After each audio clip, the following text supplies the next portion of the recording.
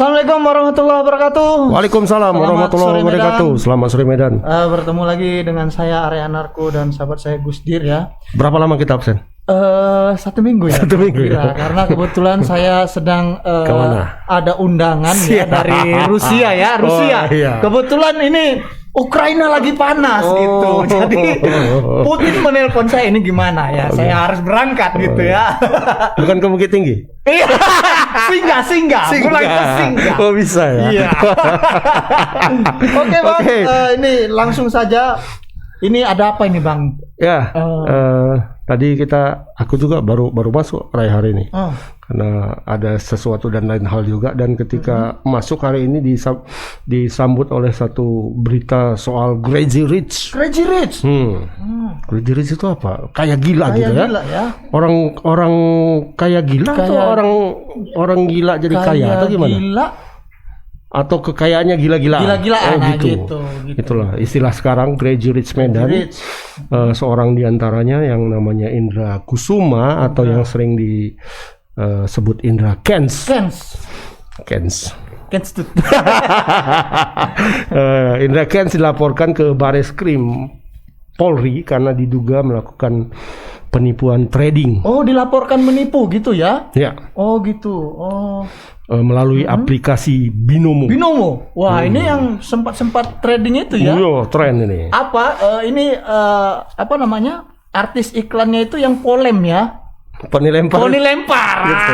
Ya waktu itu ya lagi rame itu. Iya, pelapor berjumlah 8 orang dengan nilai kerugian mencapai 3,8 miliar. Wah, dahsyat juga ini. Ini seperti apa perjalanan kasusnya ini, Bang? Jadi mod apanya investasi begitu ya, sepertinya ya. Kemudian para korban ini invest uang gitu ya. Iya, seperti itulah kira-kira. Dan mengalami kerugian gitu kira-kira ya. Tapi Polri menyebutkan bahwasanya soal Binomo ini lebih dekat apa Bang? Lebih dekat ke judi ya. Karena dia berarti soal investasi atau trading itu nggak betul dong kalau arahnya judi. Nah itu nggak ngerti kita. Kita lihat dulu videonya. Okay. Kita udah pernah nanya sama brokernya ini 70-30 hitungannya gimana. Mereka nggak bisa kasih. Ujung-ujungnya kita cuma dapat ya kurang lebih 1-2%. Halo Tribunas, Crazy Rich Medan Indra Kents dilaporkan ke Bareskrim Polri kasus dugaan penipuan trading binary option melalui aplikasi Binomo. Pelapor berjumlah 8 orang dengan nilai kerugian mencapai 3,8 miliar rupiah. Dalam keterangannya, para korban mengaku terpikat investasi Binomo karena dijanjikan mendapat keuntungan hingga 85%. Mereka terpengaruh oleh konten-konten promosi yang dibuat oleh Indra Kents melalui YouTube, Instagram, dan Telegram yang mengatakan bahwa Binomo merupakan aplikasi ilegal dan resmi di Indonesia. Padahal Binomo merupakan satu dari ribuan aplikasi binary option lain yang diblokir oleh Badan Pengawas Perdagangan Berjangka Komoditi. Bareskrim Polri akan memanggil Indra Kents setelah petugas memeriksa beberapa saksi ahli. Direktur Tindak Pidana Ekonomi Khusus Bareskrim Polri Brigjen Wisnu Hermawan menyebutkan, kasus dugaan penipuan berkedok trading binary option atau perdagangan opsi binar aplikasi Binomo seperti judi online. Wisnu juga mengatakan bahwa dalam kasus ini, penyidik juga mendalami dugaan tindak pidana pencucian uang atau TPPU sebagaimana dilaporkan oleh para korban. Ikuti terus berita menarik lainnya di seluruh channel Tribun Medan. Jangan lupa like dan share ya.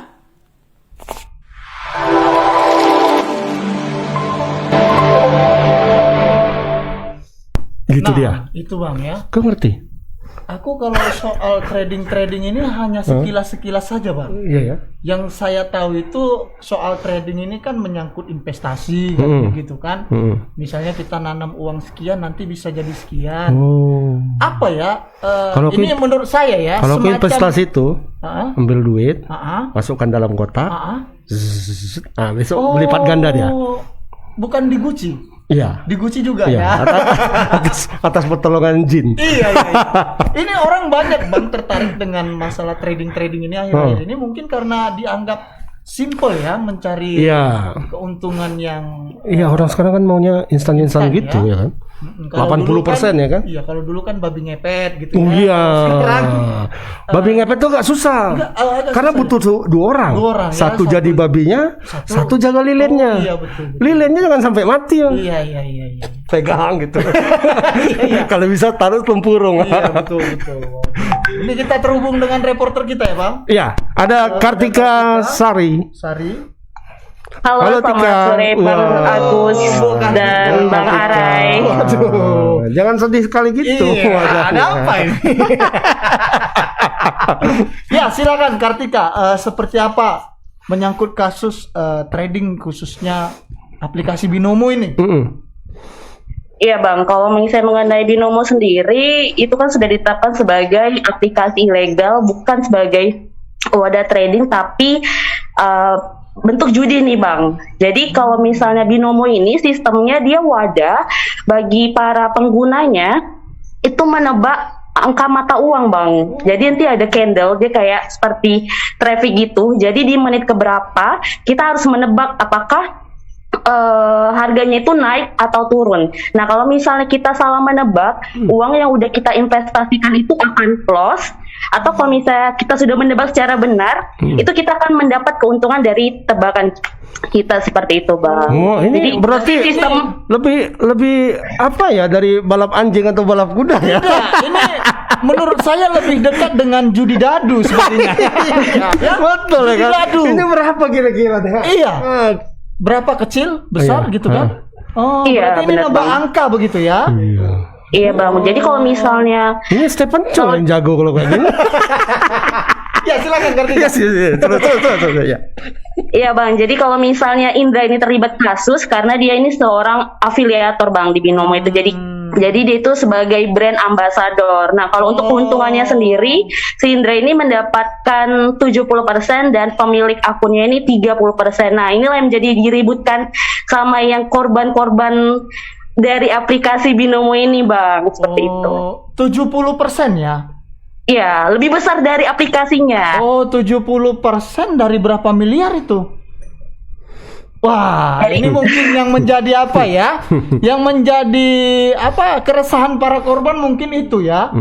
Ketika uangnya sudah loss dan si Indra mendapat keuntungan 70%. Wah, ini mungkin yang menjadi persoalannya, begitu ya kira-kira? Iya, benar Bang. Namun dari beberapa video Indra yang kita lihat, Indra membantah bahwa dia mendapatkan 70% dari keuntungan dan dia mengatakan bahwa keuntungan dia itu tidak lebih dari 5%, Bang. Itu yang mungkin yang membuat para korban-korban trading ini greget ya, Bang ya. Sehingga akhirnya memilih untuk speak up. Itu kalau tidak tahu namanya maru ya Bang ya, mulai muncul ke sosial media untuk mengungkap kedok dari afiliator ini. Oh, kalau 5% dari 3 miliar berapa ya Bang? Apa ya? Ada kalkulator ya? Lumayan lah ya. Lumayan. Pasti lumayan lah. Ada sampai misalnya 30 juta? Kalau 1M lah misalnya, 1M itu kan sekitar kalau 10% aja itu 100 juta. 100. Sekitar segitu lah. Sekitar segitu. Wah, ini 5% tuh berarti 50 juta. Kartika, ini kan Bang. Indra Kents ini brand ambassador begitu ya? Iya, kalau istilahnya gitu lah Bang, untuk bahasa afiliator lebih gampang brand ambassador. Jadi kalau misalnya modelnya seperti MLM Bang. Jadi para trading ini, para pengguna ini menggunakan link yang dari Indra kasih. Oh, gitu. Berarti itu perannya ya, dia membagi-bagikan semacam link yang akhirnya diikuti oleh para korban ya. Ini jadi deliknya begitu kira-kira ya. Iya Bang, jadi makanya dari loss mereka itu masuk semua ke pembagiannya ke Indra aja karena memakai dari link tersebut. Namun kalau misalnya mereka pakai secara mandiri, lossnya itu ya langsung ke aplikasinya seperti itu.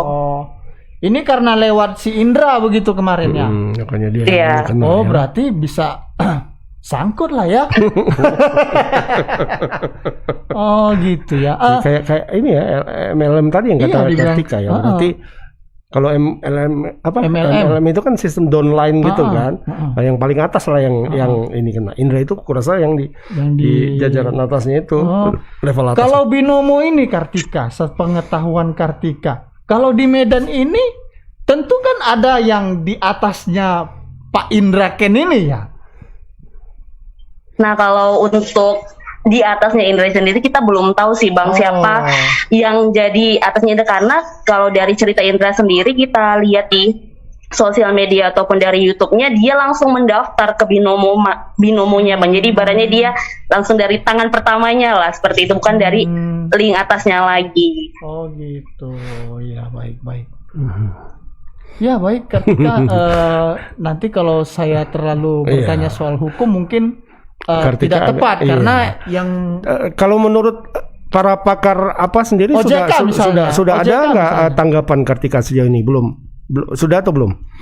Kalau sejauh ini Bang, untuk pihak dari OJK untuk Sumatera Utara sendiri memberi komentar terkait dengan kasus binomo ini belum ada Bang. Namun seperti tahu kan bahwa saat ini sudah lebih dari 1.200-an aplikasi yang terpaut dengan judi online ini yang sudah ditutup Bang, seperti itu. Namun dari beberapa analisis mengatakan bahwa yang saya baca untuk menutup aplikasi bodong lah ya Bang, aplikasi bodong ini sebenarnya cukup sia-sia karena nanti akan bisa dibuka lagi. Nah, di sini mereka berharap pihak pemerintah akan tegas menutup itu secara permanen untuk tidak bisa diakses di Indonesia khususnya Bang.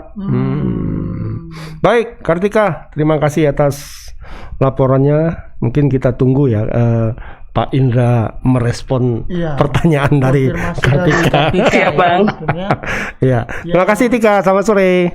Selamat sore Bang. Ya, itu tadi Bang laporan dari Kartika ya menyangkut masalah binomo ini. Ini memang menjadi menjadi satu tren akhir-akhir ini soal investasi ini. Tapi kalau menurut penjelasan soal tebak-tebak angka ini ya memang judi ya kayaknya ya. Jadi dia berbeda dengan forex ya, yang kalau kita bermain saham kan tidak seperti itu, tidak kita menebak ini naiknya di titik sekian nanti di titik sekian. Enggak ya. Ini memang murni kita beli sahamnya gitu kan? Ya, kalau main saham itu kan seperti itu. Ya, kita beli kita beli, apakah sahamnya nanti akan naik atau tidak, itu kan kita hanya tinggal menunggu gitu ya. Kalau ini memang menunggu juga, tapi kita nebak ya, di sini katanya kan.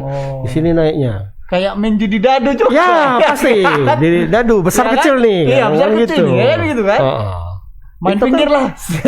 Itu kan hanya God of Gambler yang tahu tuh kan. Iya, betul. Ini dia ini kecil nih kan. Iya.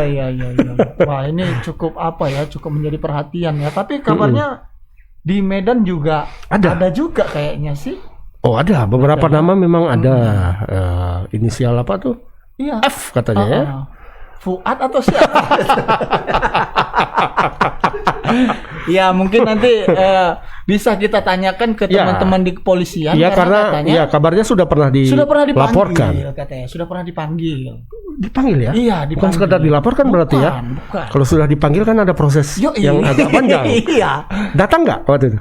Kayaknya mungkin datang kayaknya ya. Tapi pintu belakang. Iya, bisa jadi.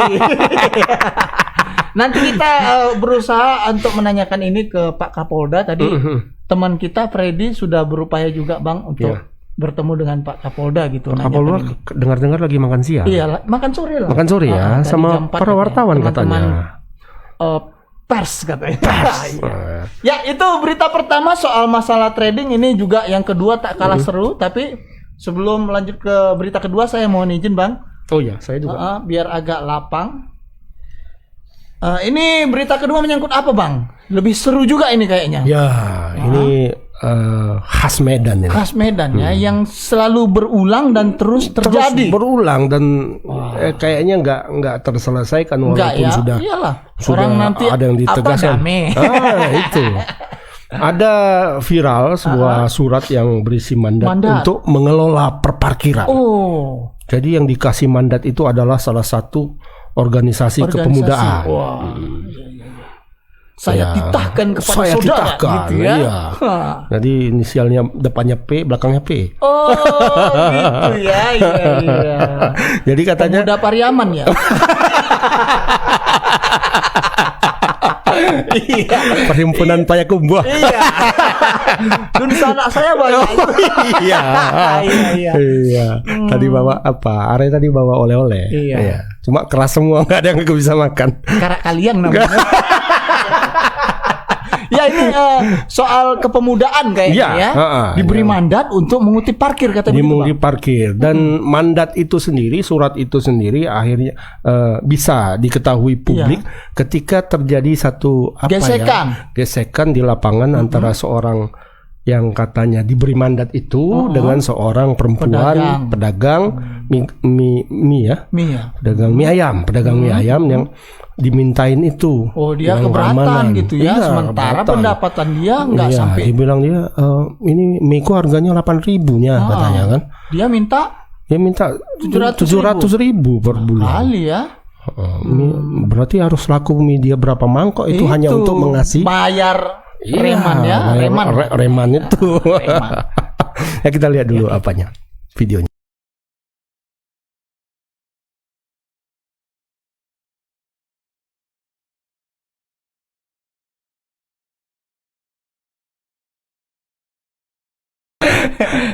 Ini jangankan apa kan, video aja takut sama itu. Apalagi pedagangnya. Iya betul. Nah itu dia. Ganggu jualan orang ini. Nih, orang-orang yang ganggu jualan orang PP. Nih.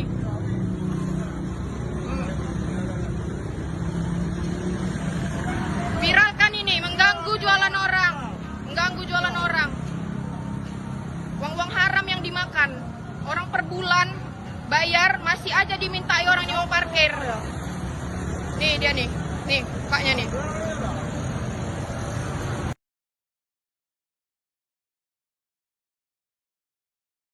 Tadi kalau video aslinya itu ada menyebutkan nama ini dari organisasi ini gitu kira-kira ya. Iya. Cuman karena di organisasi itu juga ada sahabat-sahabat kita ya. Kita turut menghargai juga lah. Iya. Agar kedepannya bisa membina anggota-anggota di lapangan gitu kira-kira. Jangan kalau udah ada nelpon. Iya. Ya betul. Iya, soalnya nggak nelpon Iyalah dibereskan dong. Ya. Nah ini cukup cukup menjadi persoalan yang memang klasik ya bang. Klasik. Karena terus terjadi. Sebelumnya beberapa hari yang lalu kan itu ada pergesekan juga antara petugas resmi. Betul. Dengan petugas resmi yang dari situ menguasai lahan, menguasai tempat itu. Soal parking kan. Ya, petugas parking datang dengan seragam resmi, dengan peralatan resmi dan surat mandat resmi dari dinasnya. Bisa dengan semena-mena diusir oleh yang tadi yang sulo, yang palsu. Palan itu kasus sudah sempat mau digas Pak Kapolres yang baru kemarin mau ditangkapi tapi ternyata damai gitu. Damai aja. Iya, damai lah gitu ya. Besok buat lagi gitu ya.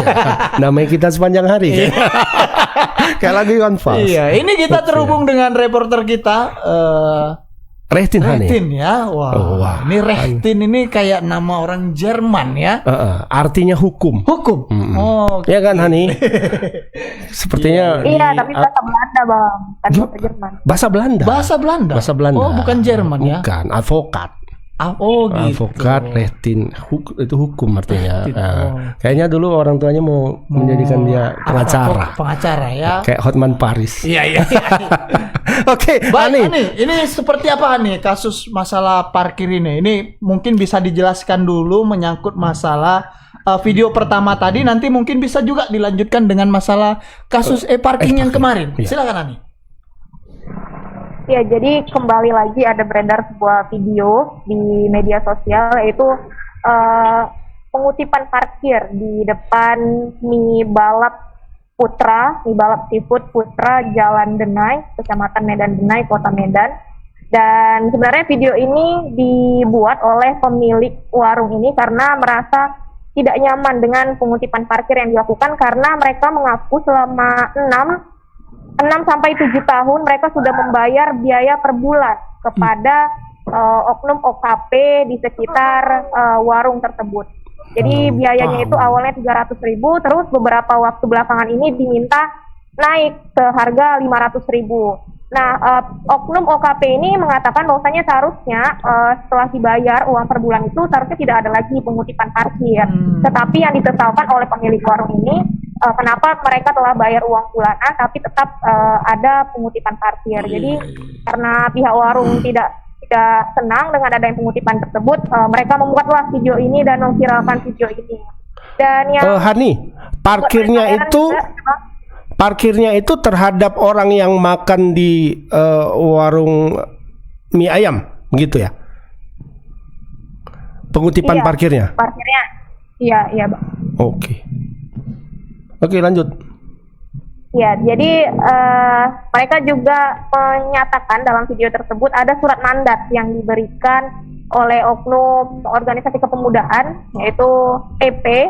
Di situ surat mandatnya itu ditunjukkan untuk mengutip uang bulanan tersebut. Tapi pihak pemilik warung sebenarnya sudah menanyakan juga kepada warung-warung sekitarnya, tidak ada yang dikutip sebesar itu. Tapi kenapa mereka dikutip sampai 500.000 begitu. Dan hari ini tadi Bang, tadi sore sekitar pukul 4 pihak Dinas Perhubungan Kota Medan juga sudah datang ke lokasi mie balap seafood Putra Denai ini untuk melakukan mediasi antara pemilik warung dan juga dengan oknum yang pada saat itu melakukan pengutipan. Tapi sayangnya oknum dari OKP ini tidak hadir di tempat itu. Dan Dinas Perhubungan Kota Medan ternyata membenarkan bahwasanya yang ada di video yang beredar ini adalah memang petugas dari Dinas Perhubungan Kota Medan, dan memang di sekitar jalan itu dari Jalan Mandala sampai Jalan Denai itu memang ada pengutipan yang dinaungin oleh Dinas Perhubungan Kota Medan. Tapi untuk pengutipan keamanan, penjagaan yang bersangkutan dengan itu yang dipatok per bulan itu tidak ada untuk Dinas Perhubungan. Tapi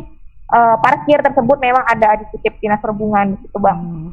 Berarti yang di dalam video itu memang petugas Dishub?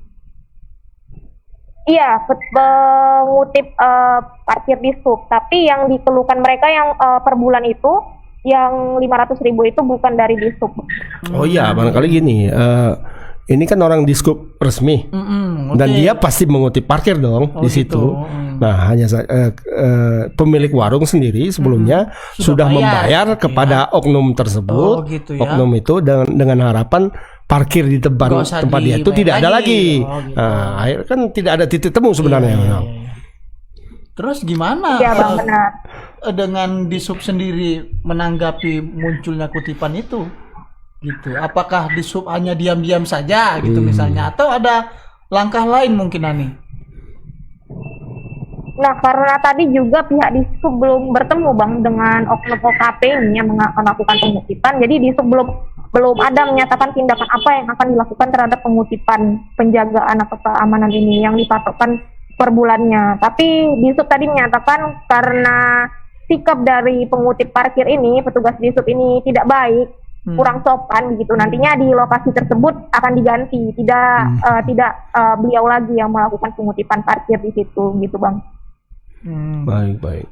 Ini bagaimana tindakan dari Dishub sendiri terhadap petugas yang tidak ramah seperti ini? Ini kan menakut-nakuti masyarakat begitu. Apakah dibiarkan saja gitu? Nah, kalau dari penjelasan Kabid Parkir sendiri tadi Bang, Pak Nikmal, beliau mengatakan sebenarnya petugasnya itu setelah mengatakan di sini tetap dikutip parkir, hanya saja karena pemilik warung juga sudah merasa marah, merasa seharusnya tidak dikutip parkir gitu, jadi memang ada cekcok mulut di situ. Tapi tadi beliau memastikan karena memang sudah terjadi konflik, jadi nanti kedepannya yang bertugas di situ akan diganti dengan petugas Dishub yang lain. Begitu. Oh iya. Apakah petugas-petugas parkir dari Dishub ini ada yang berafiliasi dengan OKP juga kira-kira? Jangan begitu.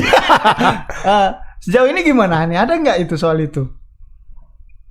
Kalau untuk itu di sub tadi mengatakan tidak ada bang, Tidak, ya? karena yang parkir yang bertugas di situ memang ada SPT-nya, ada surat perintah tugasnya dari Dinas Perhubungan langsung. Tapi kalau yang surat mandat yang viral di video itu memang bukan sama sekali dari pihak Dinas Perhubungan Kota Medan ataupun Pemko Medan gitu bang.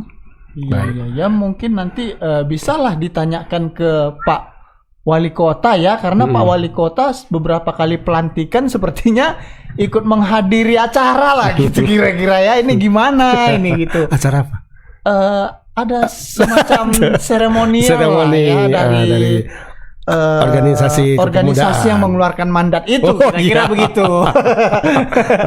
Ya, soal masalah e-parking gimana nih kemarin? Iya, kemarin kan ada ini ya, ada clash dengan sama juga dengan petugas yang mengaku aspal pemilik ya. lahan lah. Itu gimana nih? Dengar-dengar kabarnya tadi sudah diputuskan ya 7 perusahaan yang akan mengelola e-parking di Kota Medan. Itu bagaimana, Han? Iya bang, kalau untuk yang kemarin yang sempat viral juga, di mana petugas e-parking Pemko Medan itu diusir oleh juru parkir yang mengaku sudah lama mengutip parkir di situ. Itu tadi malam bang, kemarin malam sudah damai, di mana pihak Dinas Perhubungan Kota Medan sudah berkoordinasi dengan TNI Polri untuk memediasi antara kedua belah pihak, dan yang ibu-ibu itu juga sudah meminta maaf kepada petugas e-parking yang sebenarnya sudah sempat terjadi kekerasan juga di situ bang. Tapi di saat itu memang sudah berdamai, dan yang ibu ini juga sudah lapang dada untuk tidak mengutip parkir secara lancar lagi di situ. Ya kalau nggak lapang dada ibu itu gol kan gitu kan?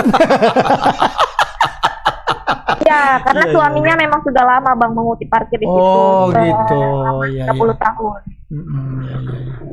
Tapi persoalan ini sudah clear ya, artinya ke depan yang bertugas di sana adalah petugas e-parking begitu ya? Iya, petugas e-parking aja bang, nggak ada lagi yang pembayaran manual. Iya, baik Ani. Terima kasih banyak atas laporannya. Mungkin yang tadi yang 7 perusahaan itu gimana, Hani? Lupa. Apakah itu kok bisa sampai 7 gitu? Kan bagi-bagi kue. Ya. Apa nggak cukup satu saja yang melakukan pengelolaan dong yang parking di seluruh Kota Medan? Kenapa sampai 7? Atau bisa atau nanti dalam mekanismenya pemetaannya dibagi, ada pemetaannya yang sana di sana gitu ya kira-kira. Dari awal pembukaan itu bang, pembukaan lelangnya itu, pembukaan pendaftaran lelang pengelola e-parking ini memang sudah ditetapkan ada 15 paket bang. Itu totalnya 65 titik dibagi menjadi 15 kawasan atau 15 paket ini yang bisa didaftarkan. Jadi setiap peserta lelang ini saat mendaftar langsung bisa mengatakan mau ngambil di titik ini gitu, mau ngambil titik mana aja, dan kira-kira apa alasannya kenapa mau ngambil di titik itu. Jadi tadi ada total 15, dan itu masing-masing dari 7 perusahaan itu ada yang 2 sampai 3 kawasan gitu bang. Baik. Dan memang kenapa ini tidak satu aja bang, karena tadi berdasarkan keterangan Kepala Dinas Perhubungan Kota Medan, beliau mengatakan itu supaya tidak ada lagi isu seperti yang pernah disampaikan kritik oleh KPPU kemarin, Komisi Pengawas Persaingan Usaha Wilayah Sumatera Utara, mengatakan bahwasanya kenapa hanya satu begitu. Kalau satu itu kan dianggap seperti monopoli gitu. Jadi Dinas Perhubungan Kota Medan membuka lebih transparan lagi proses ini, jadi bisa mendaftar perusahaan lokal maupun perusahaan nasional. Tadi ada juga perusahaan yang dari Jakarta juga ada mendaftar, ada juga yang dari lokal, ada berjenis CV dan juga ada koperasi. Iya betul. Kalau dia 7 kan lebih apa ya? Kalaupun terjadi indikasi markup lebih susah dilacaknya gitu kira-kira ya kan. Kalau 1 kan lebih mudah. Jaksa pun ada kalau aja panggil gitu kan. Tapi kalau 7 kan ini gimana gitu. Banyak panjang dia. Baik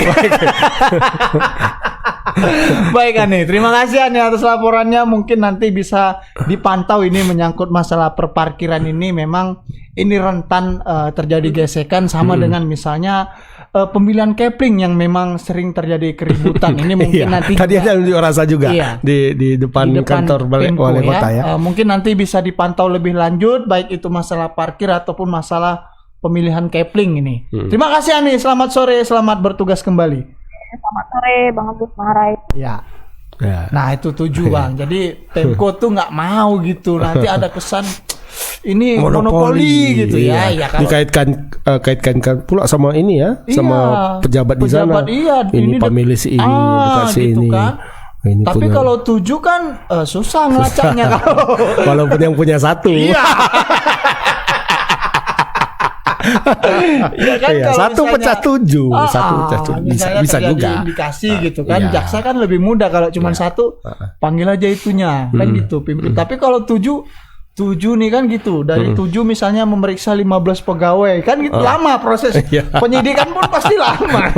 Panjang ya. Iya, udah mumpung udahlah, udah males gitu kan. Habis hilang.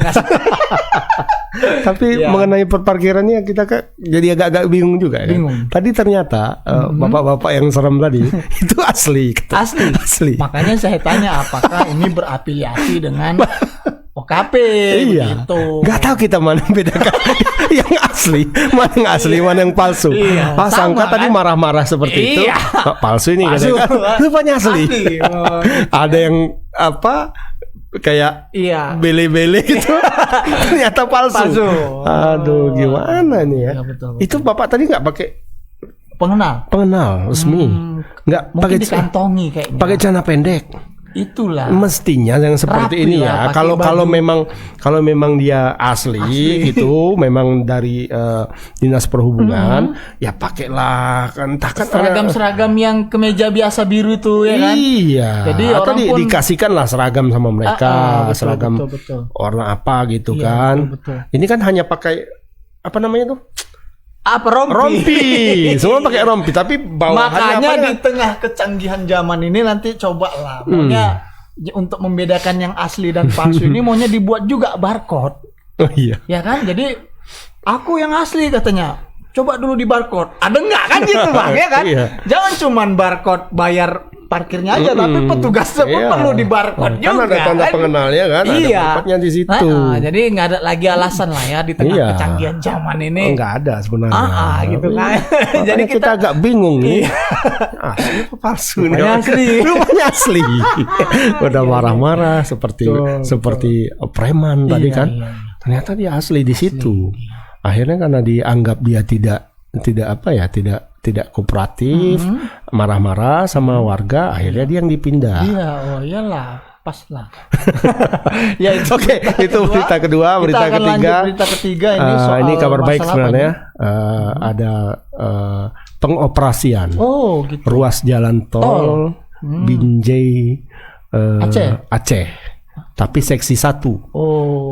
Seksinya kan banyak itu. Banyak. Seksi 1 itu Binjai Stabat. Stabat. Seksi 2 Stabat Tanjung Pura. Tanjung Pura Seksi nanti 3 Tanjung ke Pura Langsa. sampai ke Langsa, kalau nggak salah. Langsa ya? Iya, Langsa. Udah masuk Aceh tuh kan? Udah. Nah, dari Langsa nanti terus ke Banda.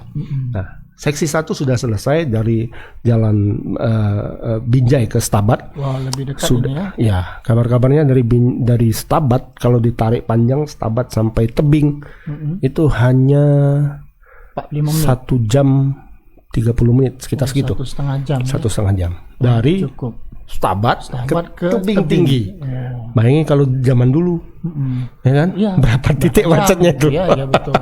Ya kan? Nah, Tapi ini sebanding nggak nanti dengan biaya e-tolnya? biasa agak sedap ini, agak sedap. Iya kan? Agak sedap. iya. Iya.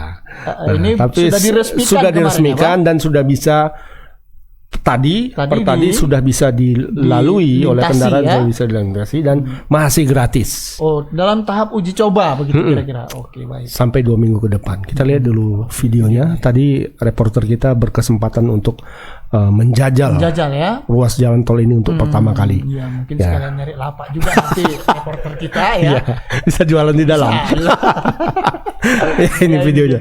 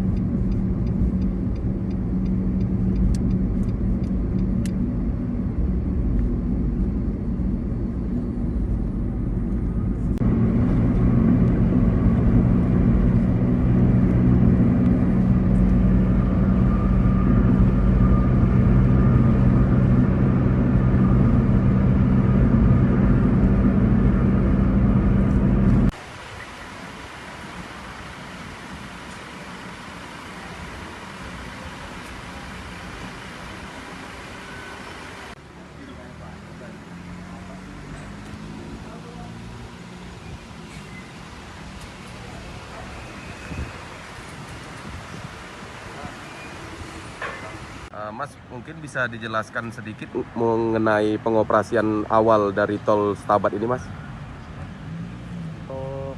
Tol Stabat ini ruas ini dari Binjai sampai ke Laksa. Tapi untuk seksi 1 ini dari Binjai sampai Stabat. Mulai beroperasi dari sejak tadi pagi jam 7 tanggal 11 Februari 2022. Untuk tarifnya sendiri digratiskan kepada kendaraan gitu, Mas? Ya, sampai sekarang masih gratis. Kita juga menunggu Capman dari Kementerian PUPR untuk besaran tarif serta mulai bertarifnya kita masih menunggu dari pemerintah. Bang, untuk dari Stabat sendiri Bang ke menuju Aceh itu sudah selesai dikerjakan atau gimana? Kalau itu saya dari pihak pengoperasian bisa jawab dulu. Itu ke HKI ya Bang ya? Artinya pembangunan di ada divisi beda divisi. untuk yang jalan tol Binjai Stabat ini ada nggak yang masih kurang atau apa gitu, Mas, yang belum dilengkapi gitu? Semuanya udah lengkap. Kita juga sertifikat layak operasi sudah keluar. Tinggal menunggu Capman pengoperasian dan Capman tarif saja untuk penentuan besaran tarif. Ditargetkan di bulan ini atau gimana, Mas? Harusnya bulan ini. Biasanya Capman nanti keluar, kita 2 minggu masih sosialisasi tarif, baru tarif itu mulai bulan ini atau gimana, Mas? Harusnya bulan ini. Biasanya Capman nanti keluar, kita 2 minggu masih sosialisasi tarif, baru tarif itu mulai berlaku. Harapannya ke masyarakat dengan hadirnya tol ini gimana, Mas? Istilahnya Stabat ini kan kota pemerintahan dari Langkat ya. Harapannya transportasi dari Stabat ini ke kota Medan juga jadi lancar. Pastinya seperti yang diinginkan Pak Presiden ya, Mas, untuk dapat menopang perekonomian dan transportasi antar kota ya, Mas ya? Iya, transportasi dan wisata juga. Oke. Terima kasih, Mas.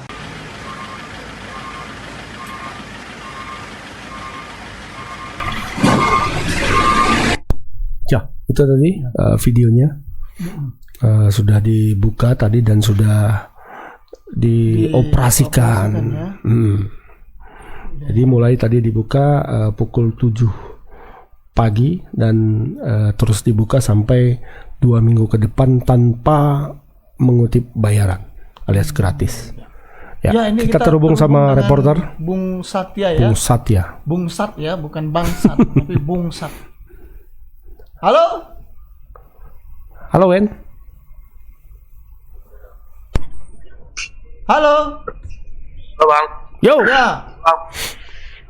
Ya, bagaimana tadi, Wen? Pengoperasian Pengalaman pertama melewati melintasi ruas tol Binjai Stabat. Binjai Stabat atau Stabat Binjai tadi? Binjai Stabat, Bang. Oh, berarti masuk dari jalan gerbang tol Binjai ke Stabat. Iya.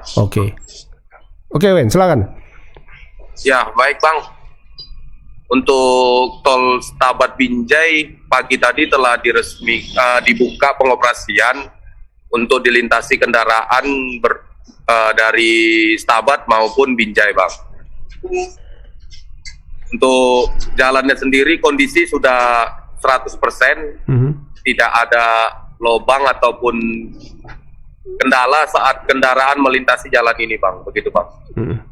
Wen, itu kalau kita masuk dari gerbang tol Binjai ya yang masih gratis. Bagaimana dengan pengendara yang masuknya dari gerbang tol lain, misalnya dari Medan gitu, dan dia mau ke Stabat, itu bayarnya gimana? Gratisnya dari mana ke mana? Atau dia harus keluar dulu di pintu tol Binjai baru masuk lagi? Atau dia bisa terus dan bayarannya tetap dari hitungannya itu dari Medan misalnya, dari Tanjung Mulia sampai Binjai. Bayarnya situ aja walaupun dia keluar di Stabat. Apakah begitu? Baik, Bang, kalau untuk gratis tarif hanya diberlakukan dari Binjai ke Stabat. Namun kalau dari kota Medan ataupun Tebing Tinggi dan beberapa tol lainnya yang menuju ke Stabat, tarif yang dikenakan hanya sampai ke tol Binjai. Artinya dari Binjai ke Stabat tidak perlu keluar tol ataupun masuk tol. Namun nanti begitu keluar di gerbang tol Stabat, pembayaran hanya sampai di perhitungan pembayaran hanya sampai di tol Binjai, Pak. Kalau yang dari Stabat sendiri gimana, Wen? Sebaliknya, misalnya dia mau ke Iya, sebaliknya, Bang. Jadi perhitungannya dimulai dari Binjai, Bang. Kalau dia berangkat dari Stabat. Oke, mantap. Nah, ini Wen, tadi saya dengar ada kecelakaan katanya ya di lokasi tol. Apakah ada informasi itu? Nggak ada, Bang. Oh, nggak ada ya. Ini tadi barusan ada info dari teman-teman katanya soal kecelakaan di tol yang baru, tapi belum jelas ini sepertinya ya. Tapi belum ada informasi ya. Belum, Bang. Nanti tol di Papua. Ya oke, Wen, baik. Untuk gratisnya sendiri sampai kapan, Wen? Tadi kita dapat informasi itu selama 14 hari. Ya, lebih kurang 2 minggu, Bang. Artinya pihak tol sendiri masih menunggu keputusan Menteri PUPR mengenai perhitungan tarif. Namun nanti kalau Kepmennya sudah keluar, pihak tol juga masih melakukan sosialisasi tarif kepada kendaraan sepertinya, Bang. Oke. Ya, baik, Wen. Mungkin nanti bisa dicek ini ya soal masalah kabar apa ya soal insiden ini, info menyangkut kecelakaan kabarnya di tol Stabat, tapi apakah benar ada kecelakaan atau hanya sebatas rumor saja? Ini mungkin nanti bisa dicek lebih lanjut apakah ada korban jiwanya atau semacamnya begitu. Baik, Bang. Untuk informasinya akan segera dikabari, Bang. Oke, baik. Oke. Terima kasih, Wen. Terima kasih, Wen, atas laporannya. Sore, Bang Agus. Sore, Bang Arai. Ya, itu tadi laporan dari Wen ya yang sudah menjajal tol baru begitu ya. Artinya ketika dari Stabat ke Binjai itu masih gratis ya. Tapi kalau masuknya dari tol Binjai ke Tebing itu baru bayar begitu kira-kira kan? Dia walaupun tadi kata penjelasannya misalnya kita masuk dari Medan, ya kan? Kita mau ke Stabat. Hitungannya dari itu tol Binjai hanya sampai tol Binjai. Berapa misalnya kalau tidak salah ya, kalau tidak salah itu dari Helvetia, gerbang Helvetia sampai ke Binjai itu sekitar 15.000 kalau nggak salah. Nah, walaupun dia keluar dari keluarnya di Stabat misalnya, bayarannya tetap 15.000. Hitungannya di situ. Nah, gitu juga ini kalau dia baru ya. Kalau nanti salah kaprah ini, Bang. Jangan salah kaprah. Yang gratis betul-betul itu adalah dari Binjai ke Stabat ke Binjai itu nol. Ini dalam tahap uji coba pertama begitu kira-kira. Tapi kalau masuknya dari Medan atau tarik panjang lagi dari Lubuk Pakam, dari Tebing itu tetap bayar. Tarif, tetap bayar. Tapi ketika mereka akan keluar di Stabat, itu tarif yang dikenakan adalah hanya tarif sampai Binjai. Dari Binjai ke Stabat itu belum ada tarifnya. Belum ya. Jadi hitungan maksimalnya adalah sampai Binjai. Begitu juga sebaliknya kalau dari Stabat, kita masuk dari Stabat sampai dia di Binjai itu belum bayar. Nah, dari Binjai seterusnya bayar. Begitu. Ya. Dari Binjai ke Mekah itu bayar gitu ya, naik haji. Haji bila mampu. Tapi bisa juga sekarang haji katanya metaverse ya. Gitu. Udah dibuat sama Arab Saudi.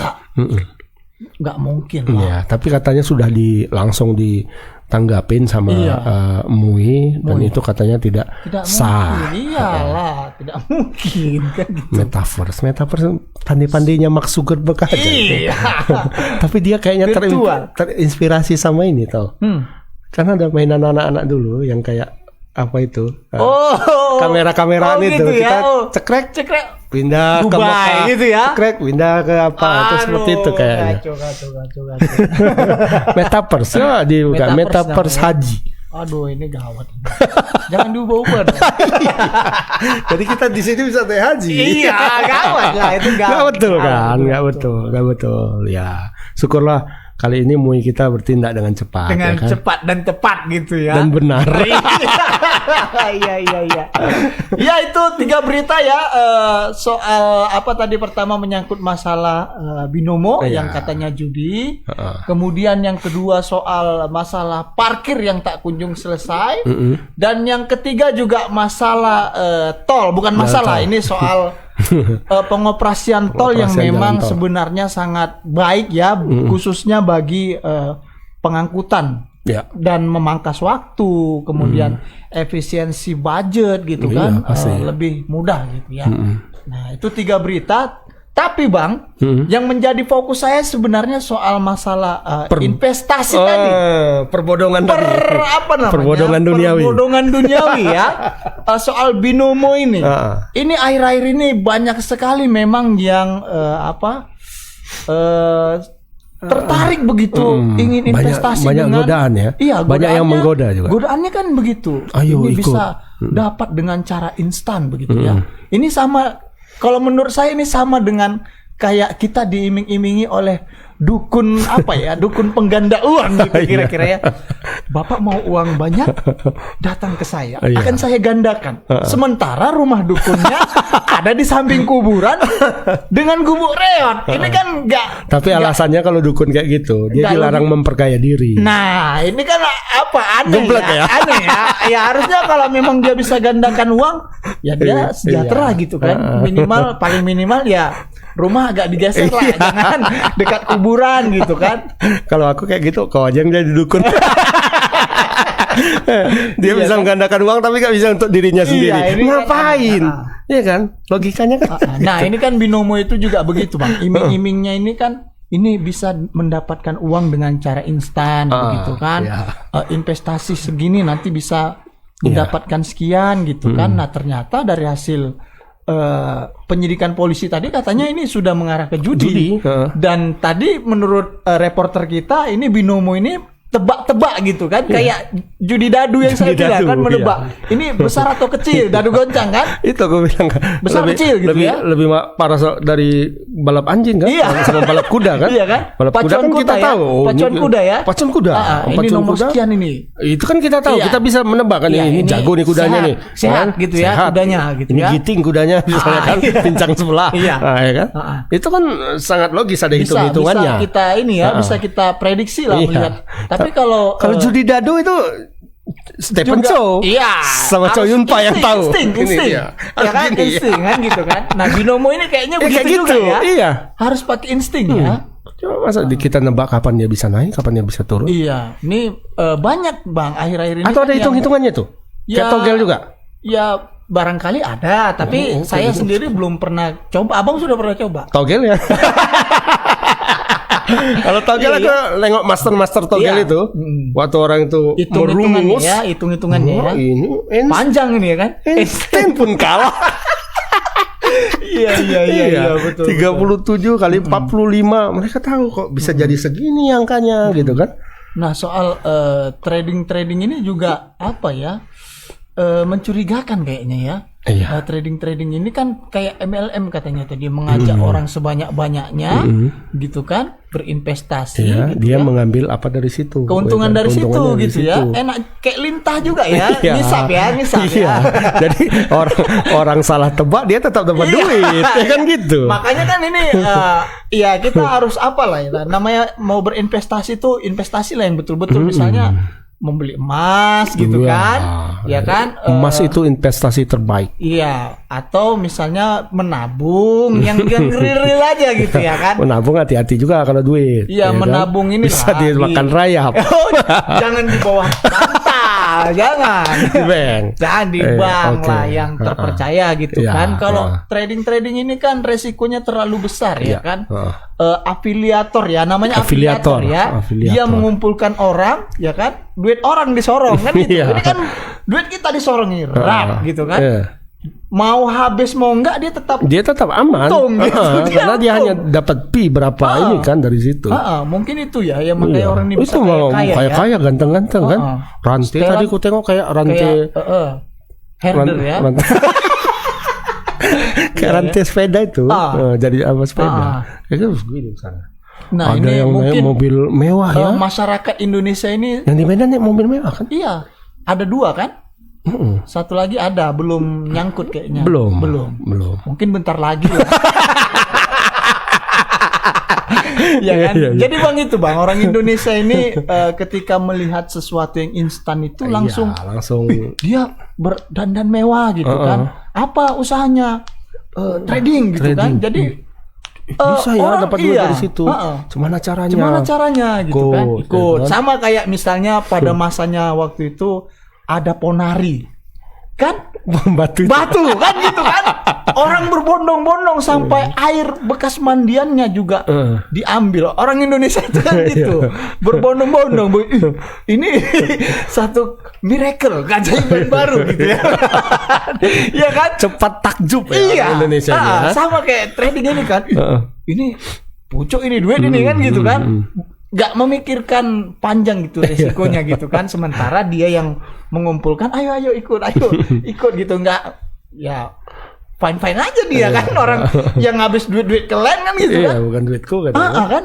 Makanya jangan cepat takjub. Kalau kata Profesor Renald Ghazali, memang sebagian ada yang betul-betul kaya, ada yang sebagian dia itu sebagai brand ambassador Bang. Jadi memang terlihat kaya, mungkin dia pakai misalnya dia pakai tas mewah gitu kan, mungkin itu pemberian dari brand ini, kamu pakai gitu kan, biar orang tertarik begitu kan, bukan karena memang milik pribadinya begitu. Ini kata Prof Renald, saya hanya menyampaikan, menyambung saja begitu. Memang masuk akal juga. Terus bawa pakai mobil mewah, memang ada sebagian yang benar-benar punya itu, dan sebagian memang trik. Iya, kan gitu. Sangat banyak triknya. Kayak film apa? Pernah nonton Wolf of Wall Street?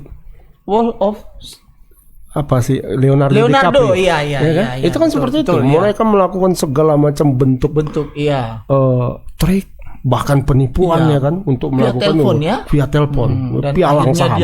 Akhirnya dia gol. Kayak gini juga kayaknya ya kisahnya ya. Ini lebih lucu lagi sebenarnya. Ya. Oh, judi. Kalau yang tadi kan memang ini ya. Itu kan memang saham. Dia bisa menjual saham sebuah perusahaan yang tidak ada apa-apanya. Sikat gigi atau apa gitu. Yang hanya kantornya di kecil, satu kamar kos gitu kan. Iya. Dia sebutkan sebagai satu perusahaan yang menjual penyuplai senjata oleh Amerika Serikat, padahal hanya satu ini kan, tipu-tipu dia. Ya kan? Nah, kalau ini lebih dahsyat sebenarnya. Lebih dahsyat sebenarnya kan. Di titik berapa angka ini akan naik gitu kan. Gitu. Ya siapa yang tahu? Iya. Bisa aja kan ini di setting namanya program ini kan bisa. Iya, program buatan manusia. Ini kan gitu kan. Sama kayak Google AdSense ya. Google Analytics. Kadang naik, kadang turun. Ya kan? Bisa lah. Tiba-tiba 3.000 gitu ya, tiba-tiba kok cuman 1.000 gitu ya. Nah ini investasi semacam ini juga hati-hatilah kepada masyarakat ya kan. Dan di Medan ini bukan hanya satu, tapi ada yang lain yang inisialnya F ya, Farid atau siapa gitu ya namanya ya. Itu juga sebagai agen katanya. Nah karena sama-sama juga. Kabarnya gurunya. Ya itu saya belum tahu karena saya belum sempat kenalan gitu ya. Belum. Nah ini kalau dia memang betul agen binomo, dia juga bisa terjerat ini Bang. Kalau misalnya Polda Sumut mau mengambil tindakan, apalagi Polda Sumut kabarnya sudah sempat waktu itu memanggil kabarnya ini gitu ya. Makanya nanti kita konfirmasi ulang apakah nanti Polda Sumut ingin turut serta melakukan penyelidikan terkait kasus binomo yang mana salah satu agennya itu ada di Kota Medan begitu ya. Ikut berpartisipasi lah ya kan dalam satu penyidikan yang dilakukan oleh Mabes Polri. Betul. Nah, ini kan satu prestasi juga bagi Pak Kapolda gitu ya. Iya, kalau misalnya ikut mengusut binomo yang terang-terangan orangnya ada di Medan begitu ya. Ada nih bos. Ada nih Pak Jenderal di Medan. Gurunya. Ini bisa nyangkut kawan ini nih ya kan. Muridnya aja kayak gitu, apalagi gurunya. Iya betul.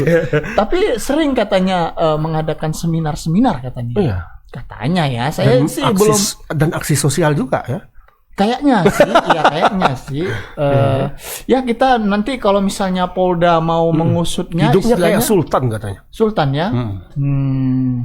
Sultan, mungkin dari uang potongan cuan-cuan dari apa, ya kan? Oke. Iya, misalnya kayak ini saja kerugiannya sudah 3,8 miliar totalnya, Bang. Ini masih 8 orang gitu ya. Belum lagi yang lain-lain kan. Memang nampaknya sepele, kecil-kecil. Misalnya ada yang menanam 2 juta, 3 juta, tapi kalau misalnya yang menanam saham sampai misalnya 3.000 orang, potongan cuannya kan lumayan. Mungkin gitu, Bang. Makanya bisa beli Ferrari gitu ya. Bisa kan gitu, bisa beli kalung anjing gitu ya kan, yang mantap lah pokoknya. Bling-bling. Nah, ini kalau Polda Sumut misalnya, istilahnya kalau di kita berita itu bisa dilokalkan ya, dan kejahatan ini juga bisa dilokalkan sebenarnya kan gitu. Karena memang orangnya ada gitu ya. Jejaringnya lah istilahnya ya, kalau misalnya Polda Sumut mau melakukan itu gitu ya. Dan kalau ini terungkap kan satu prestasi ya kan. Ini polisi Polda Sumut serius ini, langsung bergerak cepat. Terkoneksi dengan kegiatan Bareskrim gitu ya. Wah, kita pun sur gitu ya. Nulisnya. Ya, sekali lagi kita ingin mengimbau kepada masyarakat untuk hati-hati dalam jangan terlalu mudah takjub ya, takjub dan kayak, ingin ikut. Iya, sama kayak Ponari tadi. Wah, ini terkagum-kagum ya. Kalau kata orang Jawa itu ojo gumunan. Jangan gampang. Ojo kesusu. Jangan terburu-buru dan gitu ya. Kayak politik juga ya. Iya. Politik ya. Jangan tersilaukan oleh kata-kata dari para politisi. Iya, itu semua dusta. Ya kan, kalau mau pencalonan aja. Apa kabar Bapak? Apa kabar Ibu? Macam udah kenal lama deh. Begitu jadi. Pura-pura gila. Siapa ya? Ya itu ya. Mungkin itu saja karena waktu sudah cukup panjang, sudah mau menjelang maghrib juga ya kan. Yang penting poinnya itu tadi, jika ingin berinvestasi, berhati-hatilah dan pilihlah investasi yang memang tepat begitu ya. Jangan ambil resiko yang belum kita ketahui, ini sangat merugikan kita. Apalagi sampai ngutang, sampai gade ini janganlah ya. Janganlah. Itu tindakan yang sangat konyol gitu ya, Bang. Konyol dan gegabah. Iya. Dan geblek. Iya. Oke, mungkin itu saja. Terima kasih banyak buat netizen, buat Tribuners yang sudah mengikuti acara ini dari awal sampai dengan akhir. Bila ada kata-kata kami yang salah, kami mohon maaf. Mungkin itu kesilapan ya, Bang? Iya, tidak disengaja. Tidak disengaja ya. Terima kasih. Kami akhiri dengan ucapan Assalamualaikum warahmatullahi wabarakatuh. Selamat sore Medan.